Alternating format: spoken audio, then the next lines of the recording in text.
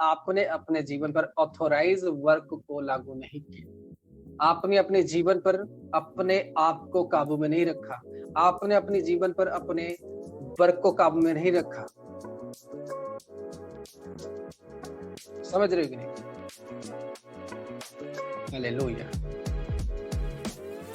आज हर एक जन की लाइफ खुदावन बदलना चाहता है। हर एक लोगों को खुदावन छुटकारा देना चाहता है। हर एक जीवन पर खुदावन उस गति को देना चाहता है जो खुदावन आपके लिए रखा, जो खुदावन मूसा के लिए रखा था, जो खुदावन ने कहा कि मैं सारे जनों के लिए रखा हूं और उनको मैं इस गति को देना चाहता हूं, मैं उनको आगे बढ़ाना चाहता हूं।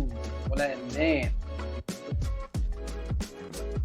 लेकिन व्यक्ति अपने आप को जांचता नहीं कि मैं हूं कौन, मेरी कैरेक्टर कैसी है, मुझे क्या करना चाहिए एक्चुअली, और मैं क्या कर रहा हूँ, कौन सी वे में जा रहा हूँ, मुझे एक्चुअली करना क्या है।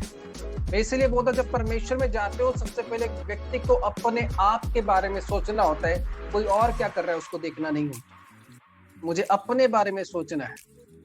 समझ रहे हो कि नहीं? यहाँ पर वचन में कहा कि तुम अपने बोझ को तुम खुद उठाओगे।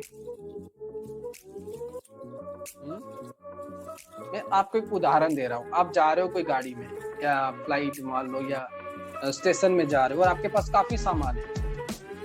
आप देख रहे हो कि दूसरा आदमी आपसे ज्यादा सामान लेके जा रहा है, वो उठा नहीं पा रहा और आपके पास भी सामान है। तो आप देखोगे कि क्या वो आदमी का सामान मैं उठा लूं? उठा सकते हो? क्यों नहीं उठा सकते? क्योंकि आपके पास खुद इतना सामान है कि आप अपने खुद के सामान तो नहीं उठा सकते, किसी दूसरे का सामान कैसे उठा सकते? समझ रहे हो कि नहीं मेरी बात? इसी तरह जब एक व्यक्ति परमेश्वर में आता है, अगर वो चाहता है कि मुझे परमेश्वर की मसीह के साथ बढ़ना है, परमेश्वर के अनुग्रह के साथ बढ़ना है, उसने कहा सबसे पहले तुम्हें अपने आप को जांचना होगा, अपने आप को पहचानना होगा और तुमसे जो मैं चाहता हूं उसी रास्ते पर तुम्हें चलना होगा। तुम्हारा बोझ जब तुम उठाओ, और तुम्हारा बोझ कोई उठा नहीं सकता। तुम्हारे पाप की माफी तुम्हें तभी मिलेगी जब तुम अपने कैरेक्टर को चेंज करोगे। बोला है, तुम्हारी गलतियों की, गुनाहों की, तुम्हारे शराब की बंधनों की तो तभी होगी जब तुम अपना घुटना को झुकाओगे हमें। और पाप आपने किया और आप बोलोगे कि बेटा तू घुटना झुका दे, नहीं हो सकता। जब तक आप अपने घुटनों को झुकाओगे नहीं, जब तक आप अपने कैरेक्टर को चेंज नहीं करोगे, जब आप परमेश्वर के राइट टीचिंग्स को नहीं लोगे, जब तक आप परमेश्वर की सही शिक्षाओं को अपने अंदर पर लोगे नहीं, कभी भी आपके अंदर में परमेश्वर की वो अद्भुत मसा नहीं आ सकती। कभी भी आप भर नहीं सकते। समझ रहे हो कि नहीं? कभी भी आप भर नहीं सकते। कभी भी आप खुदावन की उस सामर्थ को, कभी भी आप खुदावन की उस एनॉइंटिंग को अपने जीवन पर ले नहीं सकते, क्योंकि आप अपने जीवन को चेंज नहीं किए, आप अपने लाइफ को चेंज नहीं किए। आपका बोझ आप उठा रहे हो। बोझ उठाना किसको है? आप ही को है। और आप अपना बोझ को भारी करते जा रहे हो। एक दिन बोझ इतने भारी हो जाएगी खुद उसमें दब जाओगे। बोझ एक दिन इतनी भारी हो जाएगी कि आप उसमें दब जाओ।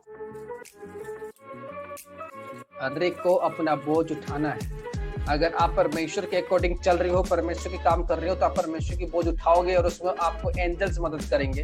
लेकिन दुनियादारी की वक्त में चल रहे हो, विचार में चल रहे हो, गलत संगतियों में चल रहे हो, गलत कामों पर चल रहे हो, परमेश्वर काम अब तक आपने नहीं किया, तो उसका बोझ आप लोग खुद उठाओगे। समझ रहे हो कि नहीं? जब परमेश्वर के वर्क करते हो तो परमेश्वर आपकी बोझ उठाता है, उसके स्वर्गदूत आपके बोझ उठाते हैं। जब परमेश्वर के उस वर्क को नहीं करते या परमेश्वर को नहीं जानते या अपने लाइफ को विचार की वे मिला लेके जाते हो और अपने आप को जब चालाक समझते हो, आपकी खुद की बोझ आप खुद उठाते हो। आपके लिए कोई हेल्पर नहीं होता। लेकिन जब आत्मिक वर्क में चलते हो, आपके लिए डिवाइन हेल्पर खुदा बन देता है। समझ रहे हो कि नहीं? इसलिए हर एक व्यक्ति को अगर सोचना है तो सबसे पहले उसको सोचना है अपने बारे में कि मैं क्या कर रहा हूं। आपको लड़कर परमेश्वर काम करना होता है। आपको लड़कर परमेश्वर को सिलेक्ट करने के लिए होता है। आप वो चर्च जाने से रोक, आपको कोई व्यभिचार के लिए फोर्स कर सकता है, आपको गलत संगति के लिए फोर्स कर सकता है, आपको कोई ऐसे काम आ सकते कि आप करो या ना करो, परमेश्वर के ऐसे चीजें आपके पास आ सकते हैं। लेकिन आपको उसी समय सिलेक्ट करना है कि मुझे अपनी लाइफ को आगे लेके जाना है। यहाँ पर वचन में क्या कहा वचन में?